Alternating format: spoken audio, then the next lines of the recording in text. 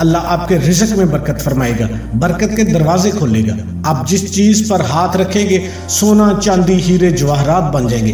جو بھی ہر نماز کے بعد اس وظیفے کو کر لیتا ہے غیب سے 700 کروڑ کا مالک بن جاتا ہے۔ یہ سینے کا راز ہے جو پہلی بار آپ کو بتا رہا ہوں۔ اعوذ باللہ من الشیطان الرجیم، بسم اللہ الرحمن الرحیم۔ سب تعریفیں اللہ کے لیے ہیں جو وحدہ لا شریک ہے، وہی نیک لوگوں کا ولی ہے۔ لاکھوں کروڑوں درود حضور نبی کریم صلی اللہ علیہ وآلہ وسلم پر اور ان کی آل پر۔ محترم ناظرین، اگر آپ دولت سنبھال سکتے ہیں تو آج کسی بھی نماز کے بعد الحمدللہ رب العالمین صرف 7 بار آپ نے پڑھنا ہے، ہر حاجت پوری ہو جائے گی۔ آج جو وظیفہ لے کر میں آپ کی خدمت میں حاضر ہوا ہوں وہ انتہائی خاص وظیفہ ہے۔ ایسا وظیفہ ہے کہ جو شخص اس کو کرے گا اللہ کے حکم سے نعمتوں کی فراوانی اس کے اوپر ایسے کھول دی جائے گی، ایسے اللہ پاک کرم فرمائیں گے کہ جس چیز کو ہاتھ لگائے گا وہ ہیرے موتی جواہرات بن جائیں گے۔ ایسی خاصیت رکھنے والا وظیفہ ہے کہ جس چیز کو ہاتھ لگائے گا چاہے مٹی کو سونا بنا لے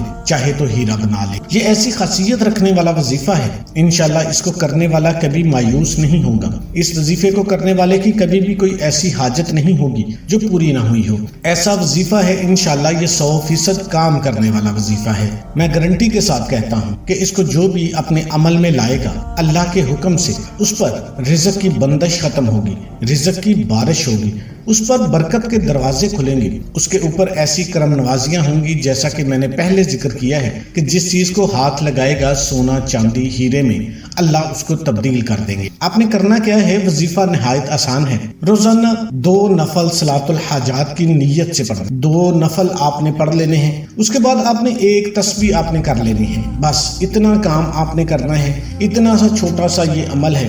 1 تسبیح کرنی ہے، اللہ کے حضور میں اللہ کا شکر ادا کرنا ہے، جس حال میں بھی ہو اللہ کا شکر ادا کرنا ہے، اور اللہ سے اپنی حاجت جو بھی مسئلے مسائل ہیں وہ اللہ سے کرنے ہیں۔ اللہ کے سامنے اپنے تمام تر مسائل رکھ دینے ہیں کہ اللہ مجھے یہ بھی چاہیے، مجھے یہ بھی چاہیے، مجھے یہ بھی چاہیے۔ اللہ کے خزانے بے شمار ہیں۔ اللہ تعالیٰ تو چاہتے ہیں کہ میں اپنے بندوں میں ان کو بانٹوں، لیکن کوئی مانگنے والا ہے ہی نہیں جو یقین کے ساتھ مانگے، جو اس کو شکر گزاری کے ساتھ مانگے۔ جیسا کہ اللہ تعالیٰ فرماتے ہیں کہ اگر تم میرا شکر ادا کرو تو میں نعمتوں کی تم پر بارش کر دوں گا، قربان کر دوں گا، تم پر کھول کے رکھ دوں گا۔ اللہ تو خود فرما رہے ہیں قرآن پاک میں کہ میرا شکر ادا کرو۔ بے شک اللہ تعالیٰ یہی چاہتے ہیں کہ اس کا ذکر کیا جائے، اس کا شکر کیا جائے۔ تو یہ وظیفہ ضرور آپ اپنی زندگی میں لے کے آئیں۔ اس کا طریقہ کار آپ اچھے طریقے سے ذرا سمجھ لیں۔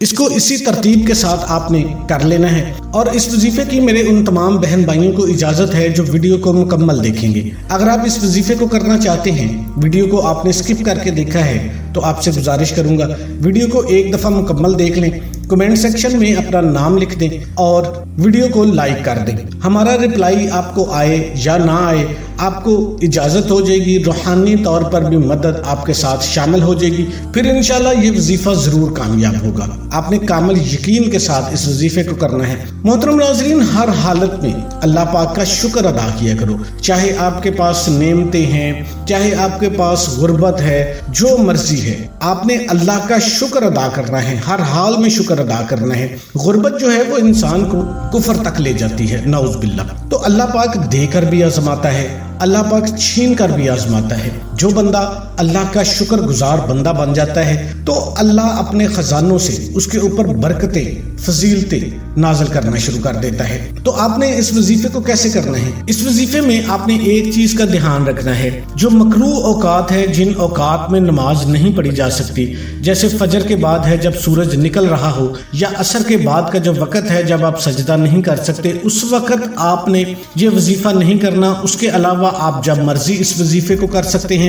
اس کے علاوہ آپ نے کوشش کرنی ہے کہ 3 چیزیں آپ نے نہ کھائی ہوئی ہوں جب آپ نے یہ عمل کرنا ہے۔ ایک تو آپ نے بڑا گوشت نہ کھایا ہو، دوسرا آپ نے لہسن نہ کھایا ہو کچا، اور تیسرے نمبر پہ آپ نے کچا پیاز نہ کھایا ہو۔ اس کے علاوہ آپ جب مرضی اس وظیفے کو کر لیں۔ اس وظیفے کو آپ اپنی زندگیوں میں لے آئیں گے تو انشاءاللہ آپ کی نسلیں سنور جائیں گی۔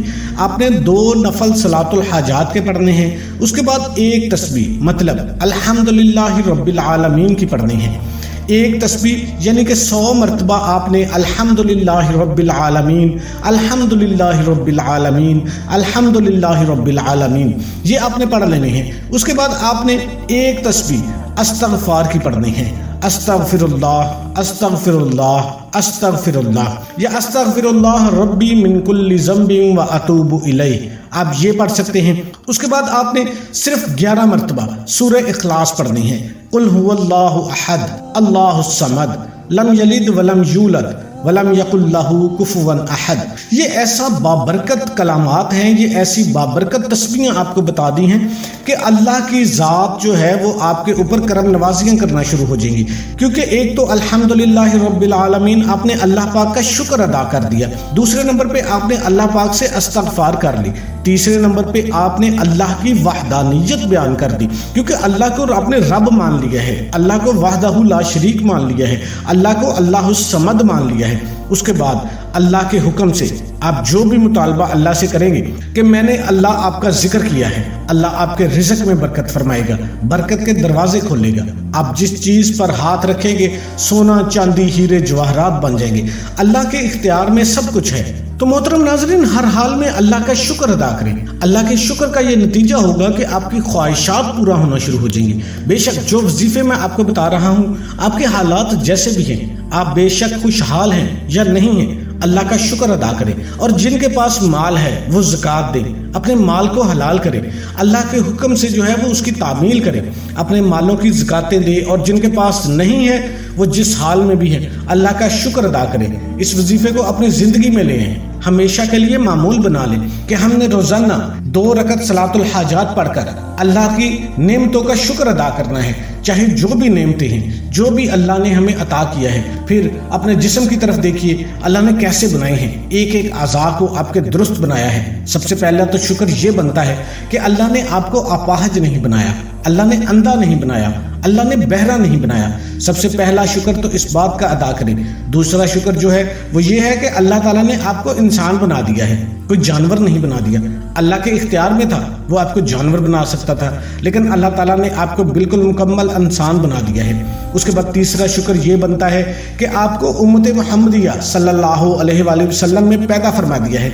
ऐसी उम्मत के हर नबी ने ख्वाहिश की कि या अल्लाह हमें भी इस उम्मत में पैदा फरमा दे। अल्लाह ने उस उम्मत में पैदा फरमा दिया है। अगर वो किसी यहूदी, किसी ईसाई, किसी हिंदू के घर पैदा कर देता तो हम क्या कर सकते थे? तो किसी चीज की तरफ आने के बगैर ही इतने शुक्र आप पर वाजिब है कि मैं आपको बयान नहीं कर सकता। अब देखिए, अब एक आम बात है, हम मुसलमान हैं, मुसलमानों में भी हमारे फिरके हैं। कोई ऐसा बंदा नहीं है जो अपनी मर्जी से सिर्फ अपना फिरका ही तब्दील कर ले। मजहब तब्दील करना तो बड़ी बात है। तो ये अल्लाह का शुक्र है कि उसने जिस हाल में रखा है, तो आपने अल्लाह का शुक्र अदा करना है। देखिए कैसे अल्लाह पाक आप पर मेहरबान होता है। रब किस तरह से आप पर अपनी रहमतों के दरवाजे, अपनी नेमतों के दरवाजे कैसे खोलता है। तो मेरी आपसे गुजारिश है कि सिर्फ रब से जुड़िए, अल्लाह से जुड़िए, अल्लाह से मांगिए। अल्लाह कभी भी नामराद आपको नहीं उठाएगा। आप अपनी हर हाजत को आप अल्लाह से मांगे, अल्लाह आपको खाली नहीं लौटाएगा। सिर्फ आपको मांगने का तरीका आना चाहिए। और कोई भी वजीफा नमाज के बगैर मुकम्मल नहीं होता।